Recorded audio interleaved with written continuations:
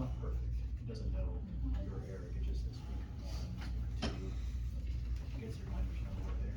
But you could go in and fill in.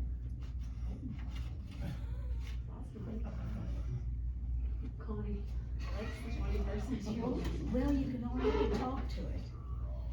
And AI, I suppose, would take it and make better sense of it. Hey Chris, Hey, how are you?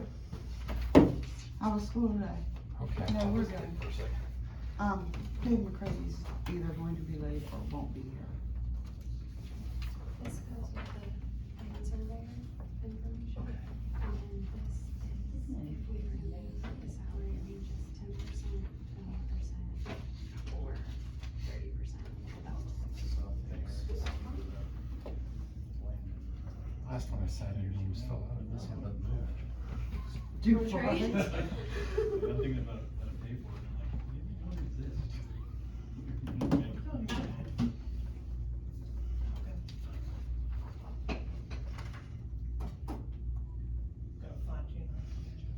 Yeah.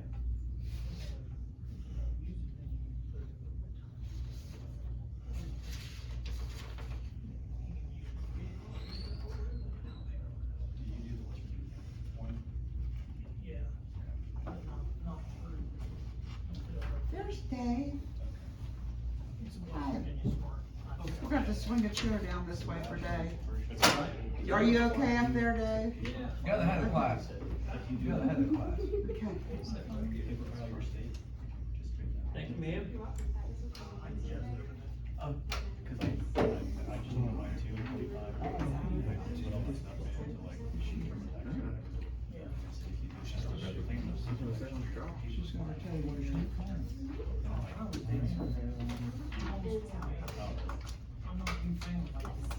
We don't currently have a surveyor, right? We could never fill the position because of the pay we were offering. So they'll explain that why we're, Well, we did have a surveyor and he retired and we never replaced him. Yeah. that's why I said we've never been able to replace him That's where the to fill the unfortunate. position.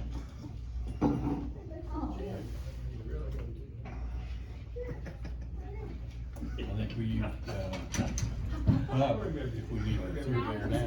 directly into Connie's microphone. Yeah. Hi, Robbie. How you doing? Wait, hi, Chris. Dave?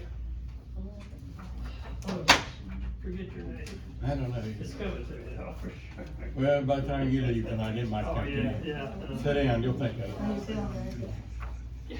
Good. We Did you have, ready?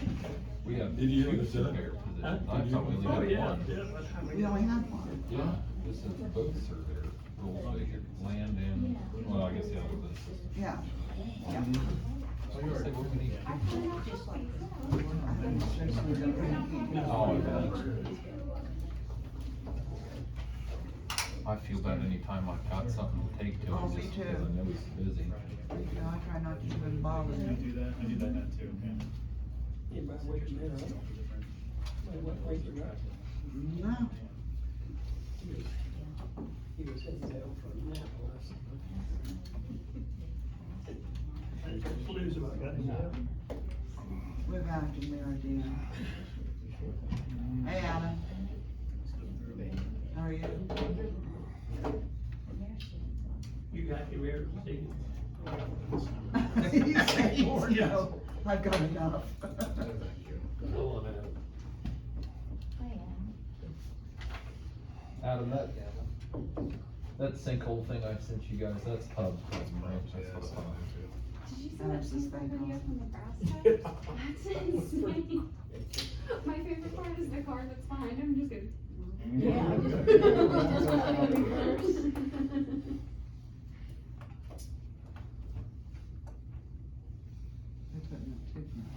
So, just when you think we've got it bad. Don't say that. One's daughter came to surgery. Oh, you knew it. Oh my gosh. You knew it.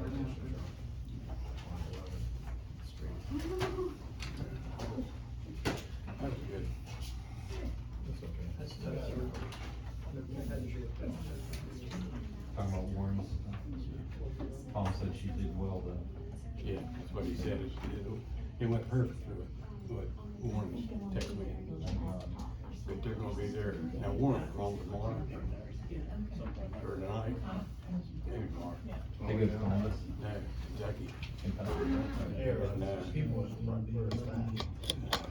They have to stay there for a week. He'll get back next week.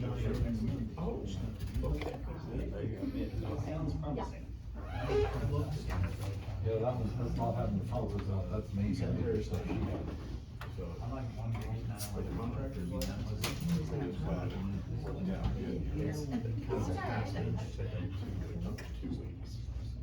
But, I hope you don't have to go back. I mean, sounded like it went well enough that they might not have to.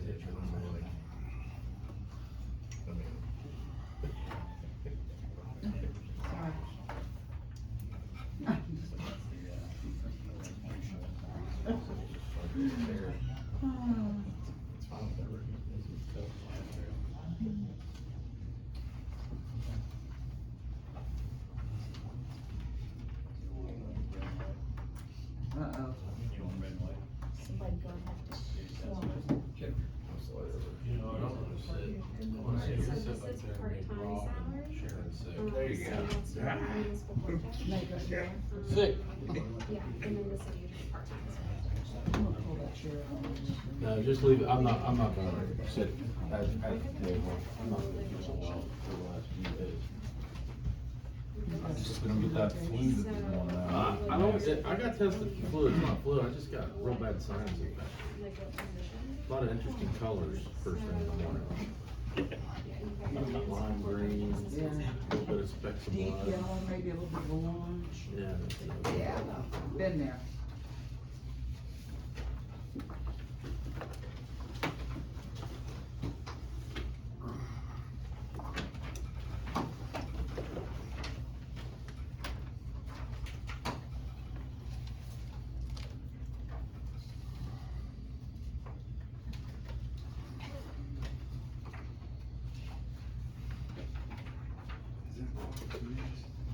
I'm listening to the Virginia House Delegates House Finance Committee.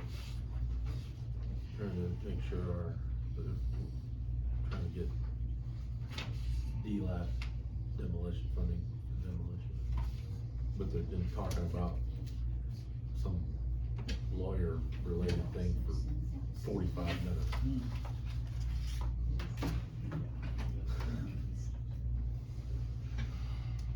Well, no, I take that back, we've been talking about it for an hour, 58 minutes.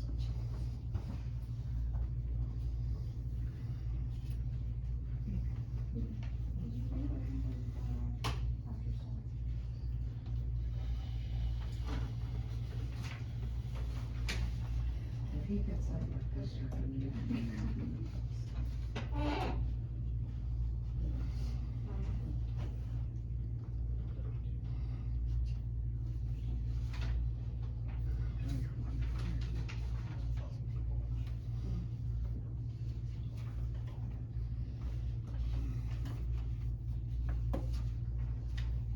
Last time we were in here, we were freezing to death.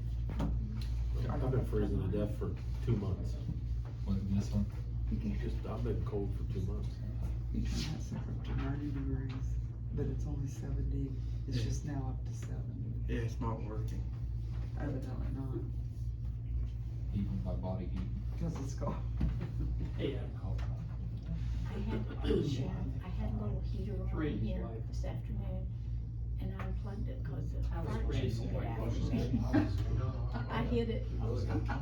Have you, he's still up to. He'll break you up.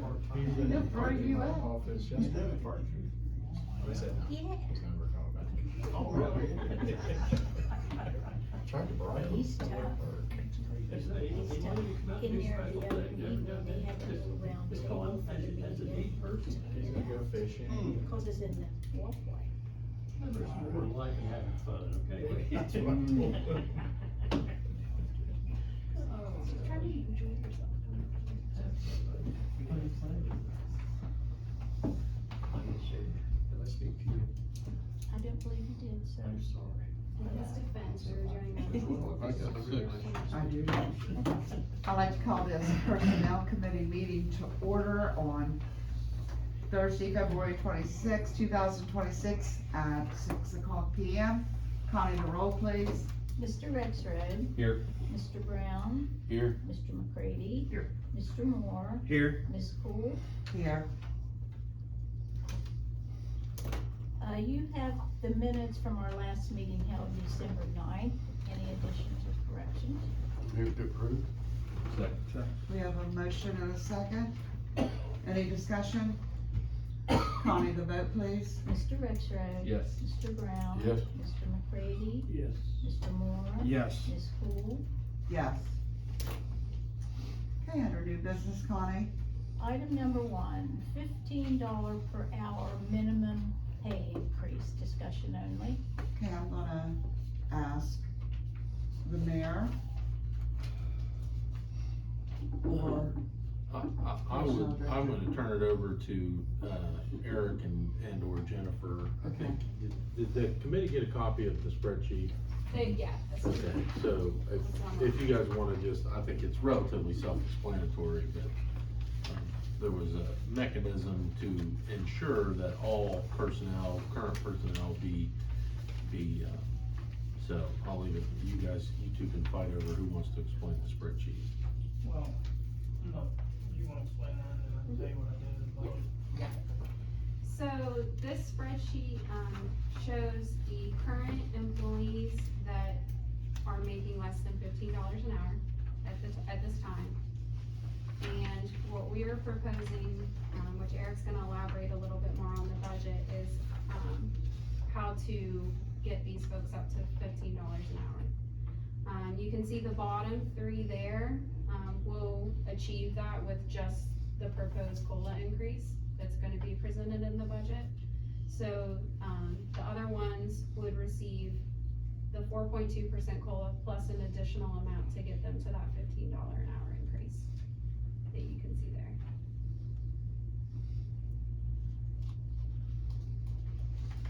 So, what I've done in the budget,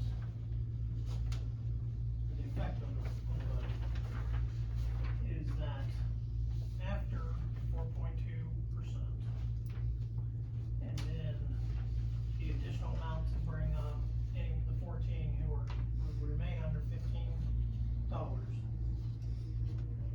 it costs an additional $23,317. Okay, and that is gross, so total with taxes and benefits, taxes and benefits, $27,432. Okay, so that's in addition to the 4.2% that is in the budget. that's in addition to the 4.2%. Yes, so in the budget, there's a 4.2% and this, in addition to the 4.2. Okay. And it's in there, it's balanced budget and everything. Okay. Madam Chair. Mayor. If I may, Eric, were you finished? I am for Okay, so I just wanna be clear, so we just wanted to illustrate, include this on your agenda this evening to demonstrate or illustrate how that math was done, the process that was used. So Eric and Jennifer got together, identified all the inputs, of course, we redacted their names, I think that's perfectly appropriate. But that's why it's discussion only. We just wanted you all to be clear, more for moving into the budget process, budget hearings, et cetera, with regards to how that was accomplished. So I think, I mean, like I said, the spreadsheet speaks for itself. It's pretty relatively self-explanatory. And then there's maybe some bigger fish to fry further down your agenda, but I guess if you have any questions of Jennifer or Eric on that, I mean, all these folks stay in their current range, correct? Correct, yes. So we verified that no one with this activity, with this action or budgetary, exercise would be, moved out of the range that they're currently in, so. And then the nominal, the impact I think is pretty nominal when you look at the the equalization. What'd you say it was there, 20? General tax and benefits was 27,000. Yeah, That's yeah. a change. So, Okay. Anyone have any questions? So we don't have to act on this because this is actually already in the budget. Yes, ma'am, this is basically just an explanation of what you're gonna be seeing in the budget. Okay, and more importantly, like I said, the process on how we got there. I agree. You know, the budget that I presented this week has the 4.2% COLA across the board, and then that, you know, so they obviously did that math first, and then they looked at the equalization component after the fact, so. Okay. Any questions?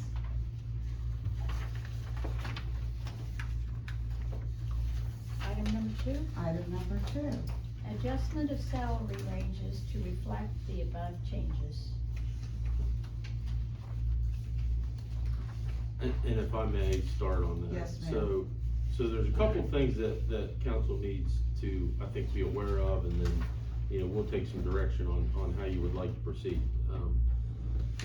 So in the budget, again, that was passed out, while none of those employees on that previously discussed and reviewed spreadsheet are outside their ranges, there will be reflected in your budget, if you haven't noticed already, some employees who are with the pending 4.2 COLA are gonna be moved outside. They're longer term folks, they've been around. If those of you who were here in, it was either 21 or 22, but there was a request to adjust the ranges, that was summarily, I think it died for lack of a second, because quite frankly, we knew this day was coming. I think, Sandy was still here, but she wasn't here much longer. We proposed it again in 2024. Yeah, so that being said, you know, at minimum, and do they have these spreadsheets as well? Yeah, I can. So, so there's a couple things that I think you need to be mindful of. Number one, I guess technically, we don't wanna be out of compliance with our pay ranges. So they're going to need to adjust it at some capacity. These ranges were codified in July of 18. So, and Jennifer added this to the agenda, you know, kind of either or, performing a salary study versus proposed vote on adjustment.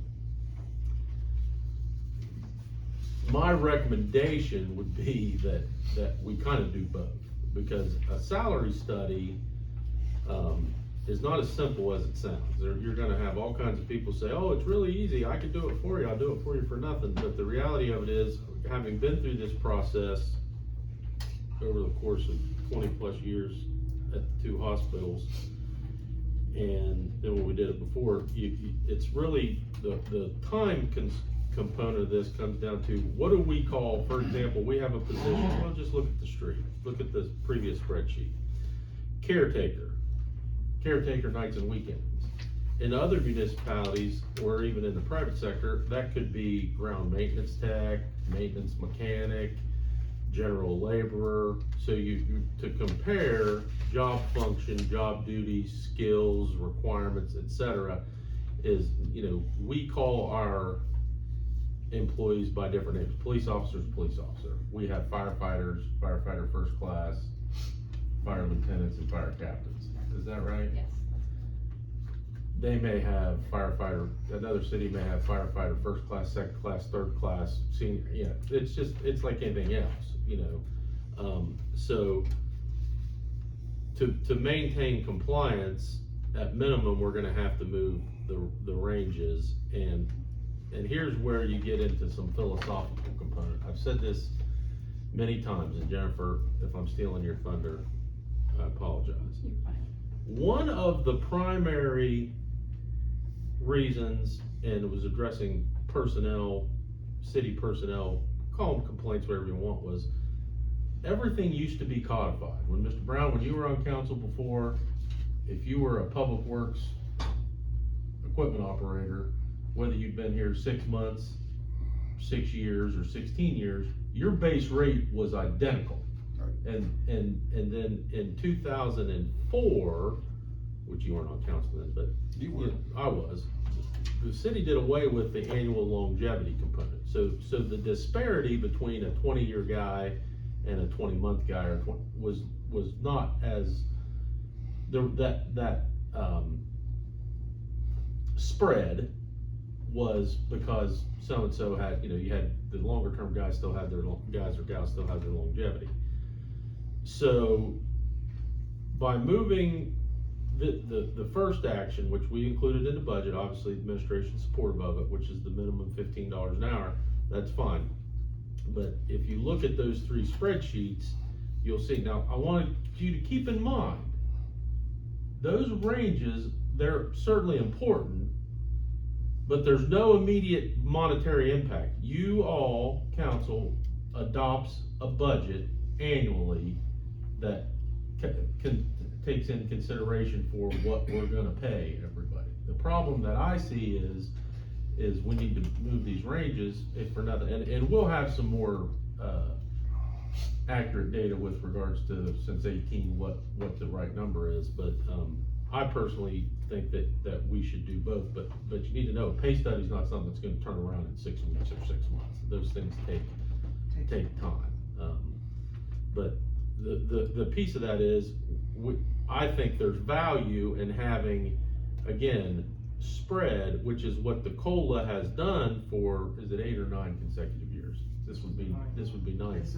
It has, I believe, now this could be, totally, you could disagree, but I believe, and it's worked pretty well for us, a 6-year guy versus a 6-month guy or a 16-year guy, there's spread there. And I believe there's value in that, but, and quite frankly, I was hesitant to have council reconsider the adjustments to the ranges, the last couple of years, just because, quite frankly, it was colossally, miscommunicated and misconstrued the last time, but we're past time. Jennifer, would you agree? We need to make some kind of adjustment to it, if for nothing else, to be in compliance, because in theory, we shouldn't adopt a budget that we know includes annual compensation that's budgeted for employees who are outside their range. I don't know how many of our jobs will move. You're gonna talk about moving a couple of those we think they need reclassified. But there may be some of that, but, so I feel like I've talked enough about it, and we're happy to answer any questions anybody might have. Jennifer, did I miss anything? No, the only other thing I wanna touch on is just to bear in mind that if we do adjust the ranges to a higher rate, obviously there's gonna be folks who are gonna be making less than, so we will have to at least bring those people up to a minimum as well. Yeah. Which we're doing some with bringing people up to the $15 an hour, but, say for example, if, say I hired somebody currently, in an H9 position, the current hourly rate for that is $15.31. So say I had hired someone 2 weeks ago, well, they're not gonna be reflected on this spreadsheet because they're already making more than $15 an hour. But if we were to adjust the ranges, the new minimum hourly rate for that would be $16.84 if we did it 10%. So we would have to factor that in as well, because we have to at least bring them up to the new minimum. So just bear that in mind as well too. And I guess what I would say also is, I think you need to do this, but I don't want you to think that if you do it, we're gonna blow up the budget that was passed out. I think this can happen over time, and I mean, I'll be more interested to see once we can kind of compare CPI from 18 to now and inflation, just to see how much we need to move, but it's, And these sheets are just ideas. They're Yeah. not something that this is what we recommend. It's just putting numbers in front of you so that you can have something tactile to look at. Any questions? Cause I have some. I have a couple. Okay, guys. So moving the ranges, basically, I mean, even with just a COLA raise every year, eventually we're gonna have to move the ranges anyway, right? Because yes. they keep climbing. And then Jennifer, Mhm. did you say, maybe I missed it, how many we would have to move up on the lower end of the ranges to bump up to comply if we do move the ranges? So it honestly will just depend, first of all, on how much you would choose to move, as to how many people it would affect. So that's something, I would have to get to you after something's been proposed.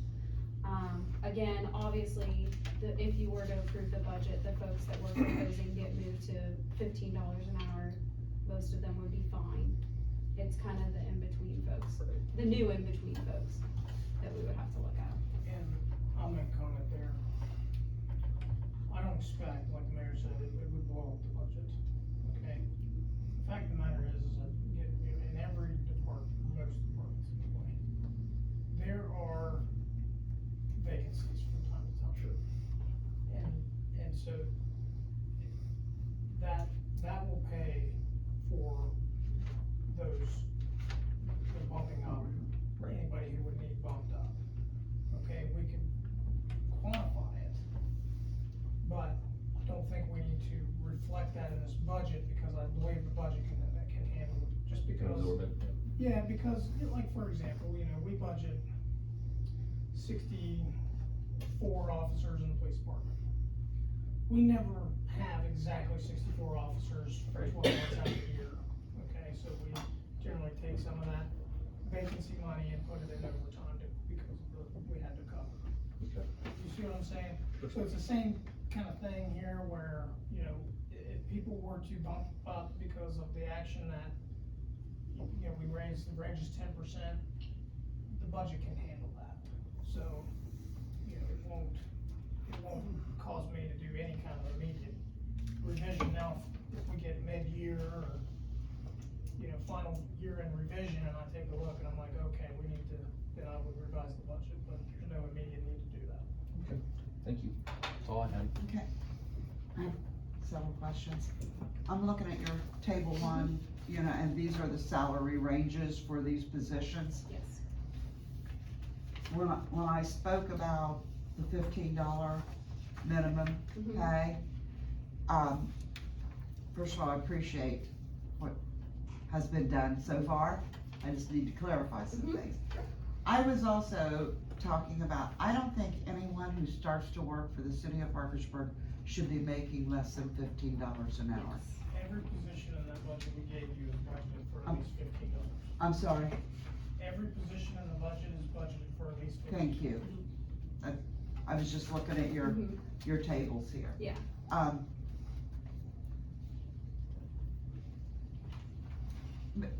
Okay, can we go to salary study Mhm. versus proposed vote on the adjustment? Okay, I know Dave and I, we were on city council at the time we did the last, salary study, and boy, it took, oh my gosh, it was almost a year, wasn't it, Mayor? To Yeah. get that done, it was almost a year. And I don't have that I mean, I didn't I know. look for it real hard, but it's a process, It's like I said, very- the comparison's the hard part. It's very, very, very extensive, I know, and it was a very good salary range. Do you, and I know how much it cost back then, Mhm. okay, I think it ended up costing us between $30,000 and $40,000, if I'm not It was mistaken. around there, yeah. So, do you have any idea, cause I know you guys have evidently talked about the, salary study, how much that would cost in today's monies? I have not reached out to any companies, no, to determine, to get quotes or anything like that. But here's what we're gonna do. I'm Okay, sorry. If that's what needs to happen, we'll get an idea of how much Right, it and then- costs, and you'll see a revision here in a month or two for this budget to bid it out Okay, and get the ball rolling. we'll come back to personnel and then we'll We bid it out, go it's for our the, contract, it carries over to next year. gotcha, thank you.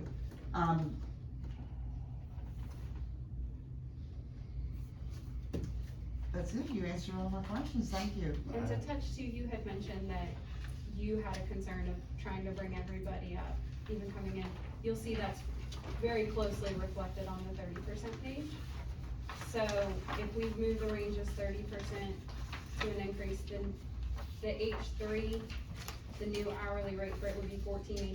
If we did 31%, it would bring it to a flat $15 an hour. Okay, I just wanted And, to keep it and, under even. and make no mistake, the further you go, 10, 20, 30, 18, whatever, the bigger budgetary impact it's gonna have, again, not on this budget, but moving forward. And that's where it get into, you know, my primary job when I do revenue estimates and prepare the budget annually is to make sure that recurring expenses don't exceed recurring revenue.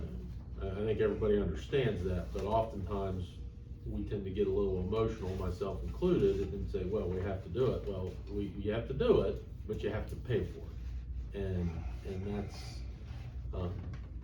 you know,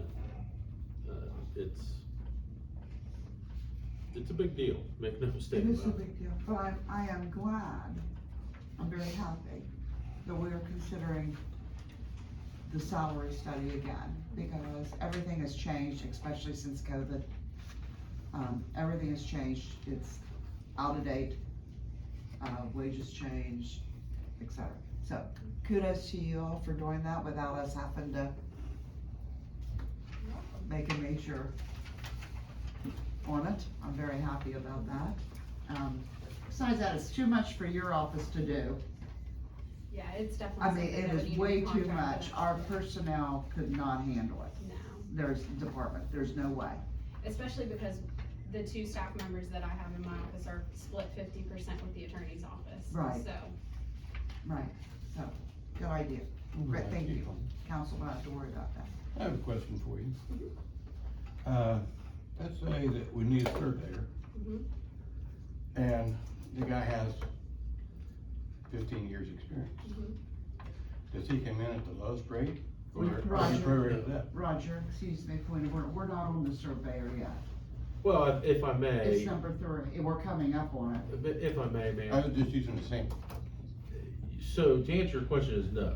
We do, as long as it fits within the budget and the range, we can, but what we can't do is, let's say, take the police and fire out of it. There's multiple vacancies in, well, engineering, quite frankly. You know, we can, if there's, we can and do pay for experience. Okay. The really only offers that I'm aware of that we've been locked into is that statutory requirement with regards to medium equipment operators in public works. We have an ordinance that says if they do not possess the necessary requirements, the commercial driver's license, they are hired at $1, is it $1? $1 less, and that's an ordinance that council passed in 1920. Beginning of 19. Yeah, but if someone comes in and has 15 years surveyor experience, no, we can't pay them above the max, and we can't go outside the budgetary range, and quite frankly, I don't remember what you budgeted for that. You used these numbers, proposed numbers, did you not? I think you did. 80,000. Yeah, so if we get somebody, and, I mean, we'll talk more about that, that's a tough one, because nobody goes into surveying anymore, there just aren't that many. So the biggest things I look at, to answer your question on that, is if, like, say, for example, grounds maintenance technician. We've got multiples of those, so I also have to ensure that I'm not bringing somebody in at a higher rate than somebody who's already in that position and has been doing it for the last 2 to 3 years. So, you know, we do have to, there's a lot of factors that go into it, but like Mayor was touching on, as long as we stay within the ranges and we stay within the budget, there is room. Okay. Any more questions on item number 2? Okay, Connie, go to item number 3. Reclassifying our land surveyor position to an S8. Jennifer. You, So, Now we get there. huh? Now we're there. so we actually, have been reviewing moving that to an S8, and after reviewing it, we feel that it actually more closely aligns with an S7 classification rather than, the S8. If you look at your classification table, you'll see that the S7 category also includes the assistant city engineer.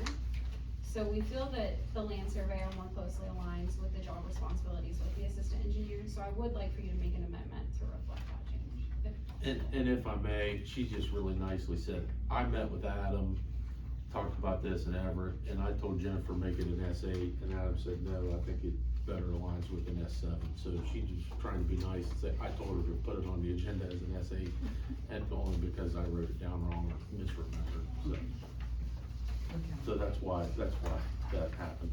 I'm trying to cover for you, man. Well, Before we move on, I'll take an amendment on this, so we're talking about the proper, I'd like to make amendment, make it an S7. Second that. we have a motion and a second, any discussion? Connie, the vote please. Mr. Retro, Yes. Mr. Brown, Yes. Mr. McCready. Yes. Mr. Moore, Yes. Ms. Cool. Yes. Okay, now we can talk about Adam and what's been going on with your life. Kind of understaffed at the moment, which isn't untypical for us. I don't even know where to start. Well, let me give you, let me go then, if you would. So the surveyor, we had a really good one for a number of years, long-term guy, 25, I don't know. 20 years. 20 years. So where the surveyor is important is, for me, on a couple of fronts. So whether we're doing a stormwater project or a street improvement or whatever, it's really important that we, the city, obtain proper right-of-ways. To me, that's the one that stands out the most. Because if we don't, we get into situations, whether it be right-of-ways, easements, whatever, there's all kinds of vernacular. If we don't, then oftentimes it makes our ability to maintain and would you not agree? And then more importantly, and some of you have been around to remember when we've had to buy a piece of property because somebody 40, 50, 60 years ago let them build on top of a stormwater Right. line. Right, wrong, or different, that's we own it. I mean, we don't, well, now we own them. So it's, the big thing, I think, since the previous surveyor retired has been the time it takes us to get stuff done. Because if we're gonna do it, we need to do it right, and that's my edict. Adam could go out and do the same thing every city engineer's done for the last 50 years, which is just draw it up, bid it out, and do it, and be done with it. But that you end up paying for those sins later on, so I'll turn it over to Adam now. So, I mean, over the last few years, we've really increased our output in engineering with in-house engineering projects and design, so, you know, we can get it out the door. A big part of that was Randy, or our surveyor, and his assistant.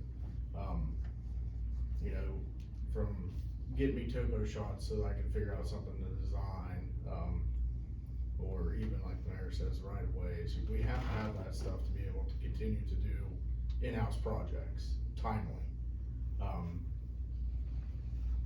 And I gave you guys a chart. You can see that, you know, we've had tons of vacancies in engineering, and there's not many engineers out there anymore. There's not very many surveyors out there anymore, and so we have to pay a premium to get those people in.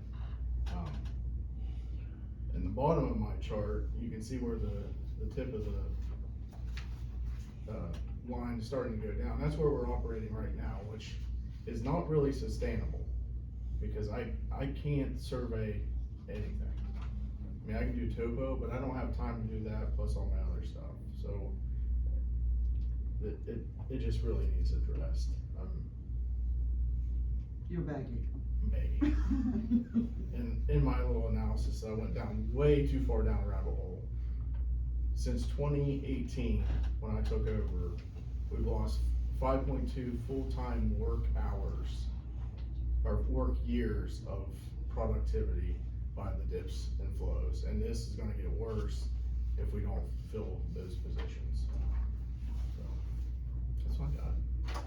Any questions? Well, it's not really a question, but just kind of to speak to the need for this. Not very far from my house, we have right of way there's a tree that looks like it might be right on it. We don't have a survey. Don't have a survey. So, you know, we pretty much said that we're just gonna go in and we'll top the tree because it's leaning, because we, you know, it would be too much time and effort to, you know, contract a survey out, so. Mhm. I think Let me that give you is, some data too. So a typical field crew, survey field crew, is $150 to $250 an hour. mhm. A licensed surveyor, just to review a set of, easements, is $175 an hour. Contracted out. That's contracted work. Topo or boundary packages, which I need all the time, you know, small ones could be 5, upwards to 20,000. So it's pretty expensive. Yeah, so in my situation, it's cheaper for us just to take care of it than to mess with it. Adam, we still have an assistant engineer. And that, yeah, Okay. Well, he's in Iraq. yeah, he'll be. Oh, okay, He's got deployed. Okay, well, God bless him and I hope he's safe. He'll be back in November. Okay, He's on November, deployment. so How Adam, you're bad by is- yourself. How bad is it working for Adam that he wants to go to Iraq or? I don't know where, Yeah. I don't know where he's The other thing I wanna ask you, do you have anyone in mind? Has anyone applied for this position? We have had no, cause we haven't put it out, right? No, it's. Oh, no, it's been posted since Randy retired. Since January of 2025. Yeah. I'm just, for my curiosity, are we posting it other than in Parkersburg? So we've sent it to the surveying group licensing board people. There's a chapter of surveyors here in Parkersburg that has it. We've reached out to colleges throughout the Colleges, state that yeah. have surveying as a major. But it's because of the pay Right. that we cannot get a surveyor. What the college is doing for you as a trained, like, I'm sure the guy that's teaching the college is a certified engineer, right? So- But most of the colleges are not within like driving range. Yeah, I know It's Fairmont like has a Glenville, surveyor Fairmont, program. Yeah, yeah. Fairmont, Glenville. I tell you, and this is a common tale, you know where the surveyors end up right now? In the oil fields. I mean, they'll take a brand new surveyor right out of school and pay 90 grand. Yeah. Just to get something to kick up to somebody with some experience to review it, cause they're just locking up leases. I mean, it's very difficult to compete with. You know, they're locking up releases down to Rockport right now. Yeah, but, you know, now, we have had some applicants, but we would prefer that they be English speaking, correct?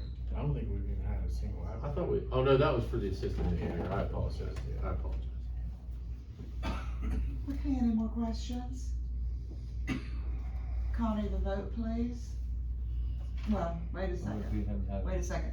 Need to have a motion to, accept to reclassify the land surveyor position to, and I'm- there's someone now to vote on doing that. Madam Chair, Mr. Rexroth. I move to reclassify the land survey position to an S7.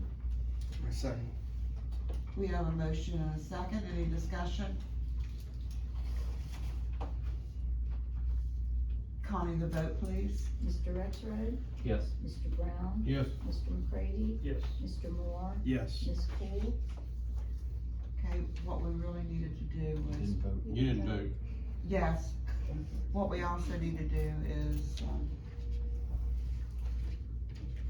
send this to council. So rather than to redo the amendment, just anyone want to make a motion to send this to council? I'll make a motion, we send it to council. Our second. Would we not just do that with all these, or? No, you have to go make the separate? motion to send Okay. it to council. Connie, the vote, please. Mr. Rexroad, Yes. Mr. Brown. Yes. Mr. McCready. Yes. Mr. Moore, Yes. Ms. Cool. Yes. Okay, down to number 4. Creation of new position in the finance department for a budget analyst S1.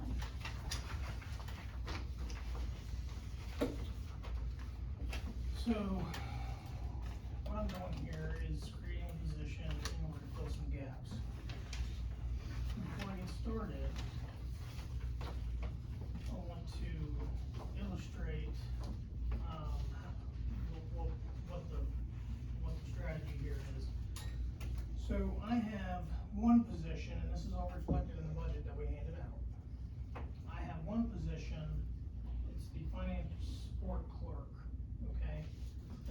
position I will not fill as part of creating this new position, okay? Now, the other piece of this is that this year, I had a very long-term employee retire who left a bunch of longevity and retention pay on the table. So between not filling one position and that turnover, this is actually a net positive from a budgetary standpoint. Okay, so it's not costing more money to add this position, it's actually less money to add this position, okay? So, very brief background. Well, one of my first things that I did when I took this role nearly 11 years ago is I reorganized the entire department. And over the course of several years, that reorganization resulted in, some people getting different responsibilities and moving other people around and this and that and everything else until we got to a point where we were at a standard operating level in that department. It was not, and now it is, okay? So, over the years, the finance support clerk position actually evolved into something that, is more of a backup for purchasing, okay? Well, with that being the case, we've actually also identified some weaknesses in our accounting areas, okay? Specifically in the areas of budget analysis and grant tracking and reporting, okay? So in those two areas, we have some serious shortfalls, and I'll tell you why. Annually, as part of our audit, we prepare a schedule that's called a Schedule of Federal Expenditures, okay? Now, as Ryan administrates the federal programs, CD, home, and any other federal grant that we have, and Ryan's responsible for administrating that, and finance is responsible for the accounting side of that, and the financial side of that. Okay, so we process the drawdowns, we process the accounting entries and everything else, okay? That's just the routine portion of it. Annually, we have to prepare that schedule. And that involves accumulating however many transactions during the year and making sure that they're bucketed in the correct grant year. I can show you the schedule, but it's very boring, but it's a very tedious process, and it actually causes delays in when the audit can start, okay? Right now, the audit begins in December. Okay, I want it to start in October, all right? But right now, the person responsible for doing that is my assistant director, who is responsible for the day-to-day operations of the entire department. Okay, that's Tina Hughes. And so annually, this is something that she is doing that is in addition to her full-time 40 hours a week job. Okay? And it really bogs things down. Alright? So the idea for this position, for the grant portion of it, is actually to build this schedule throughout the year. Okay, so that when the year end is completed, we are ready. Okay? It's not a year-end thing that we have to prepare for the audit. It's something that's created and updated and maintained throughout the year, so that when it's time for the audit, it's ready to roll, and so are we, okay? And every year, what the auditors are waiting for more than anything is that federal schedule, okay? The second piece of this is the budget analysis portion of it. Right now, in the finance department, we have one employee who has anything to do with the budget. Me, okay? Nobody else does anything with that budget. And so, it is a very cumbersome document, the budget itself, but that's one piece of it. Okay, the other piece of it is actually the analysis and the monitoring and the projection for budget revisions and things like that. And so, two things.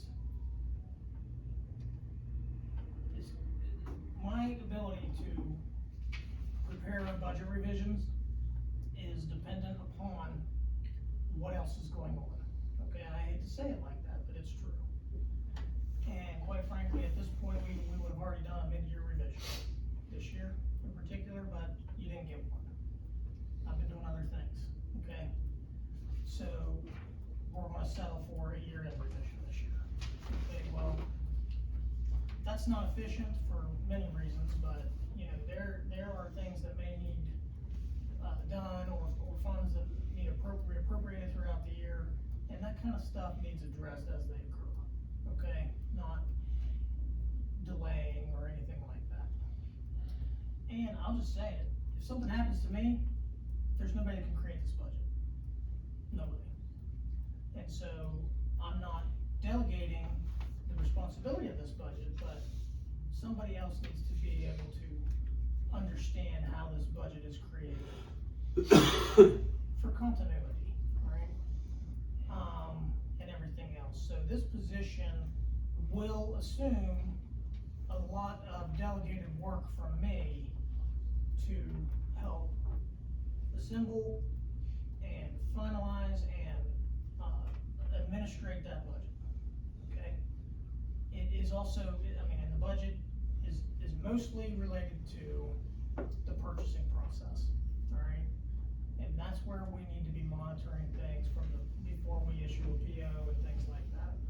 And again, there's only one person downstairs doing anything with the budget right now, and that's yours truly.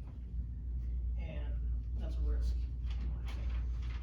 For every other position we have a backup, except this budget, okay? So, this position does a couple of things. It reprioritizes tasks that are being done by the position I'm not gonna fill, alright? But it actually increases the output, the workload that we are doing from an accounting and budget standpoint. So it is more workload. It's not just somebody taking something from someone else. This is increasing the amount of workload.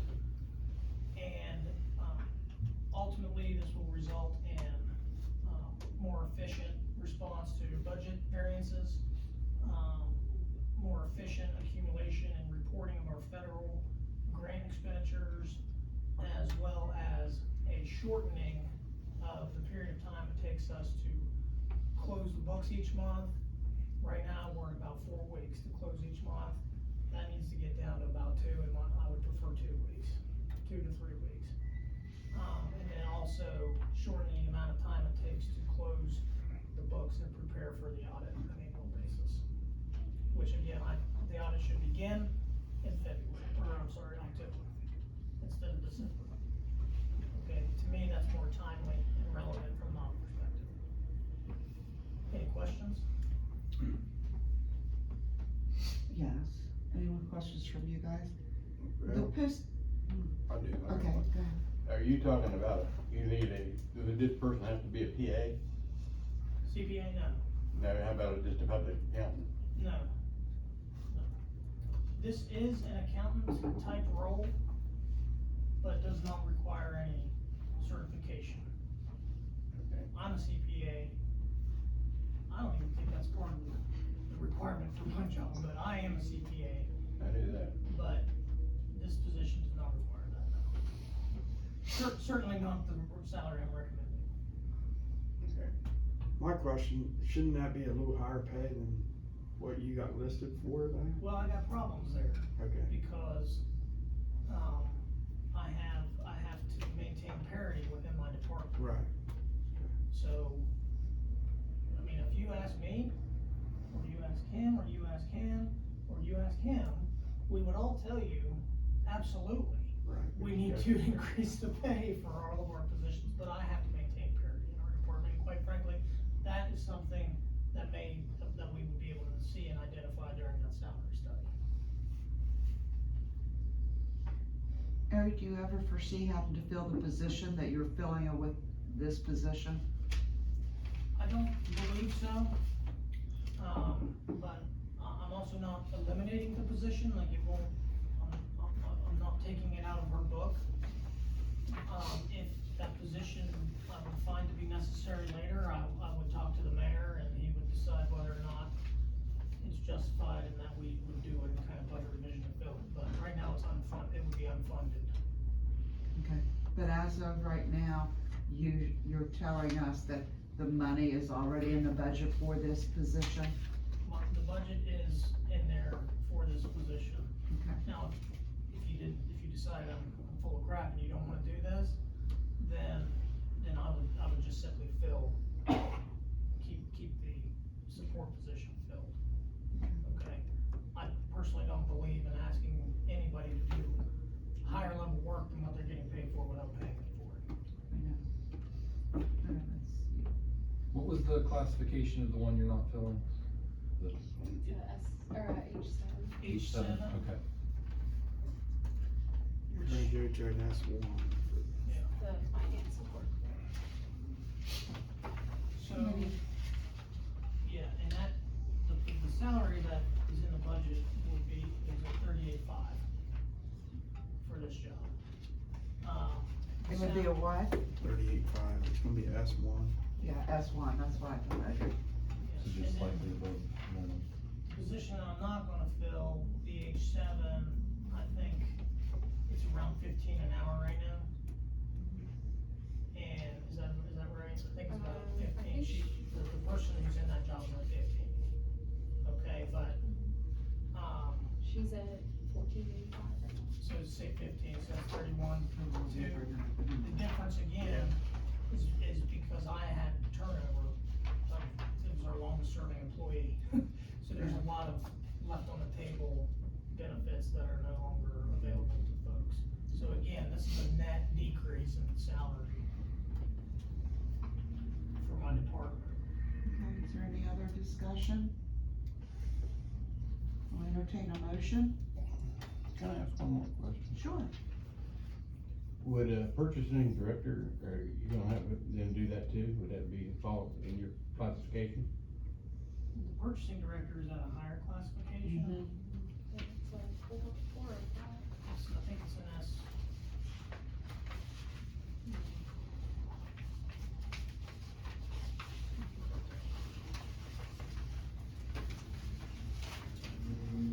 I don't see it. Yeah, the purchasing specialist is at an S2.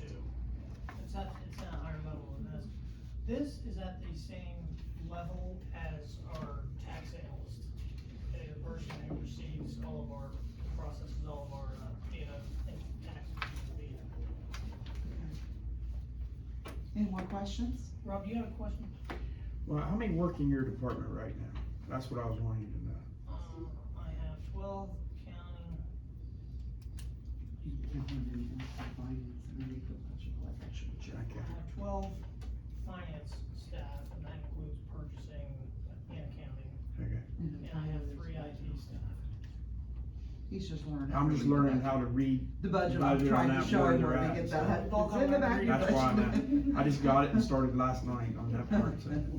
So 12 is the number of the Okay. department, that's, I don't Okay. think I need to add a body to be able to get this done.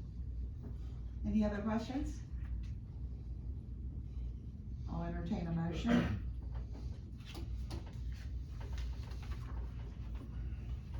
I'll make the motion. Okay. Two.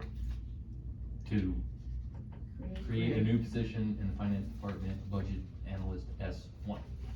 It's actually, it'll be a budget Agree grant. to do that separately? And refer to Yeah, council. we should have done it all in the first. Oh, okay. And I'll second that. We have a motion and a second. That's for budget and grant, right? Yeah, it's one position, budget grant analyst. And to refer to council. And refer to council. Okay. Connie, the vote please. Mr. Rexroad? Yes. Mr. Brown? Yes. Mr. McCready? Yes. Mr. Moore? Yes. Ms. Cool? Yes. The last item we have is the creation of a new position in the development department.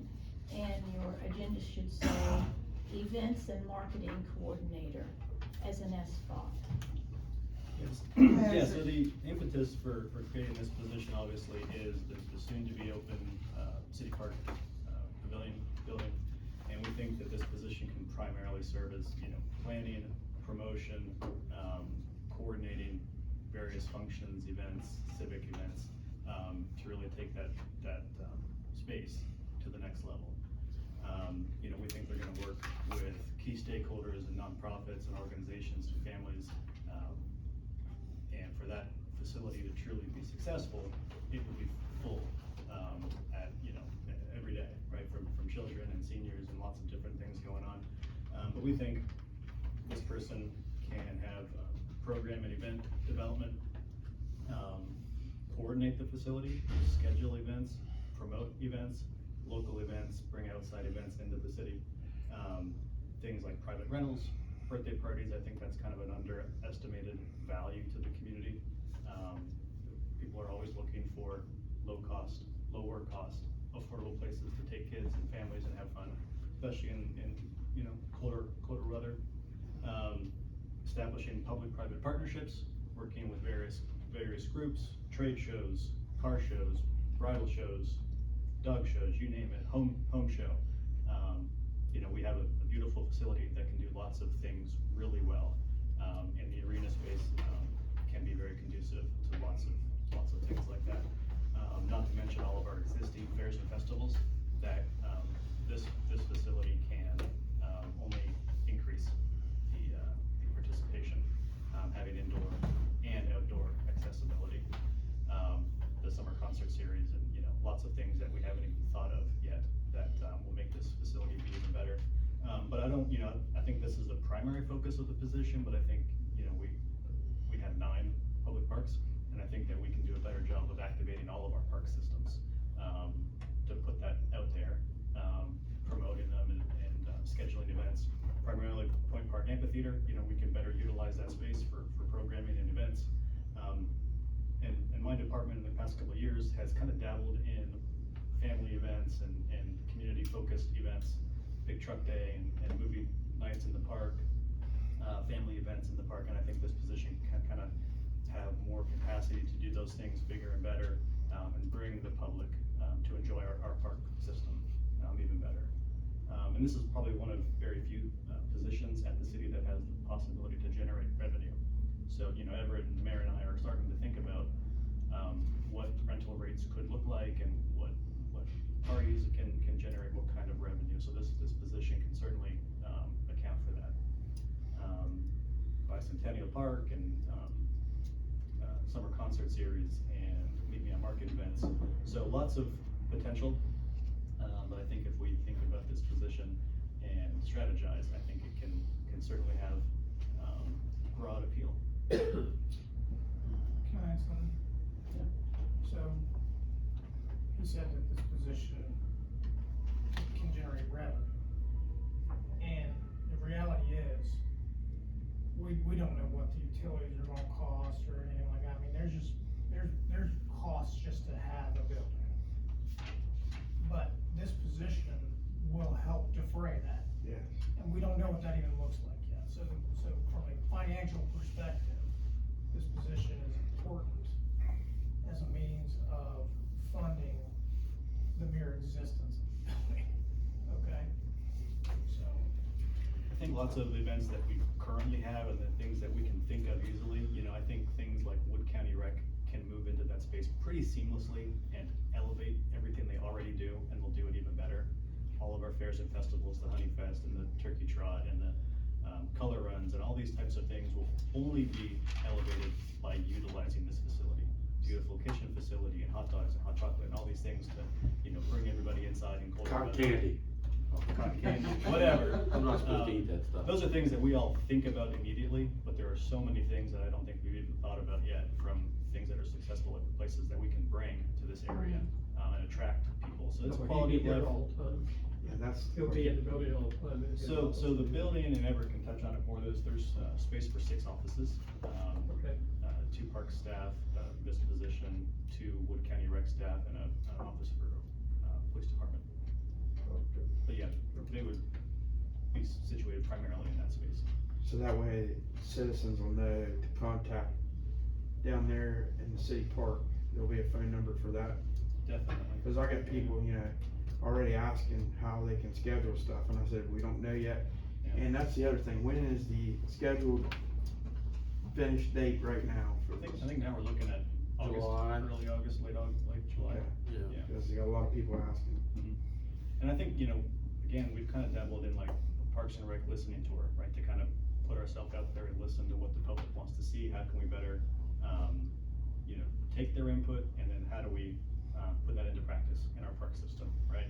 I think this position can do that even more for what types of programming does the public wanna see? So I think now, we're maybe thinking in our head, volleyball, pickleball, basketball, those are easy, right? We know they're gonna love that, but we've never thought about archery or karate. I mean, I'm not saying we're gonna do that, but maybe that's a main driver of public sentiment. Maybe we pivot to focus on those types of things, and we don't necessarily know that unless we have somebody that's kind of engaged with the public and hear from them. Mayor? I just wanted a little bit of comment. So, my position on this building for the last 9 years, and really since we started getting closer, was the community would dictate how this building gets used, and I still think that's gonna be the case. However, once you've been in it, and I know some of you have been in it, and we're probably getting pretty close to, you can show up in high heels, I would assume, here within, maybe not quite yet, but a couple more weeks, but, Still wearing boots. you see it, I guess, cause I was a little hesitant at first, I was like, we don't need, but the more, once you see it, and you see the size of it, and just the versatility of it, all that stuff, schedule, whatever, but, so, we've been scheduling our parks facilities without this type of person for 100 years. But I envision this position being someone who goes to the annual tourism conference and looks to pluck an apple that maybe somebody doesn't want to pay the money to have their annual event at Ogilvy or Stonewall, because it's really expensive if you've never been. I mean, it's nice, but it's really pricey.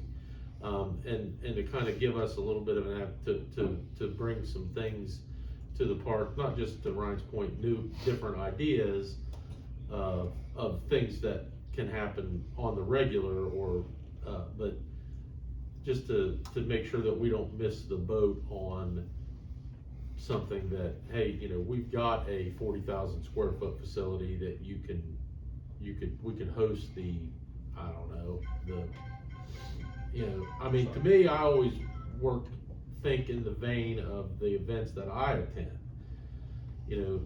Not that I wanna poach from Glenville State College, but the annual Hunters and Trappers go to Glenville, and until they built their new facility 4 or 5 years ago, I mean, they did it in the gym that Clyde Brewer, those of you that don't remember Clyde, Clyde Brewer played basketball in.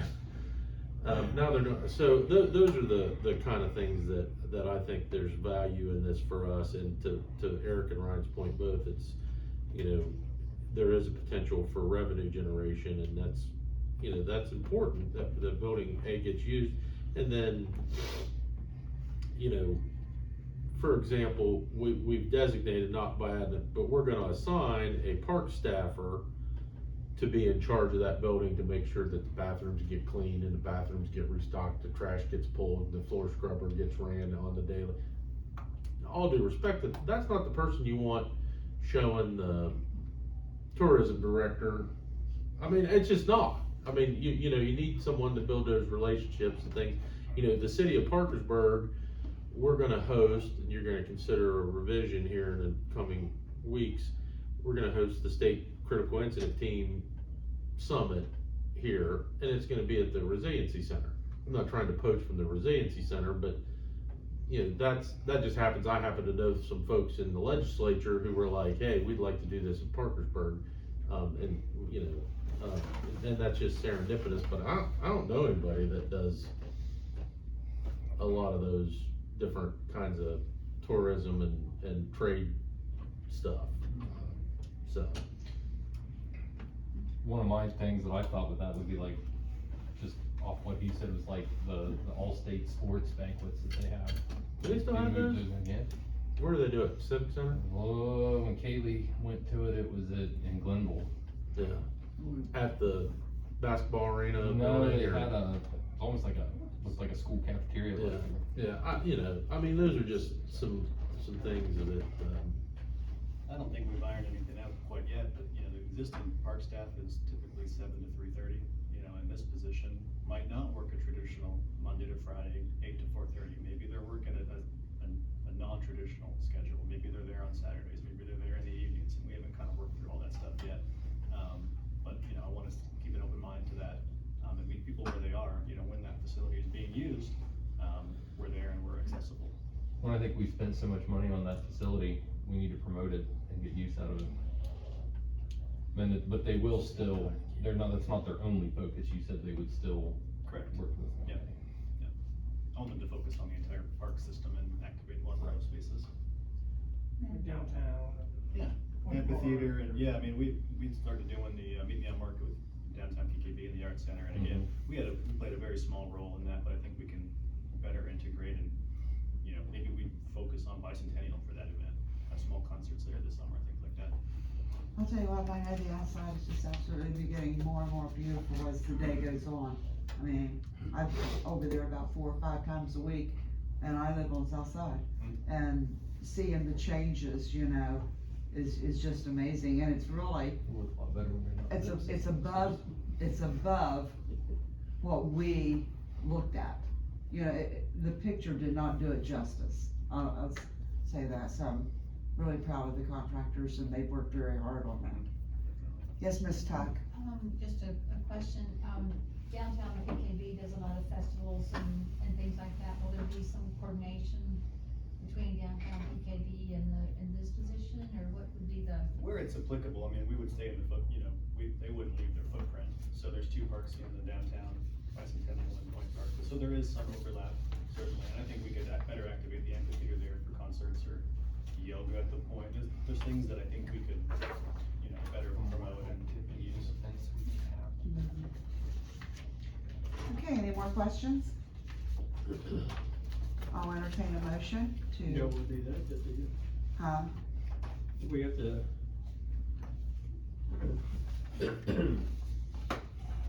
He doesn't need the same thing we need for everybody else, we don't need to put an ordinance out for it. No, we're gonna, He's gonna do that. just like we did the last one on the finance, make a motion to send it to council, Okay, approve the position and send it to council for approval. before we adjourn, we need to do that. That's what we need to do, Dave. You didn't know how to say it, did you? Dave just made a motion.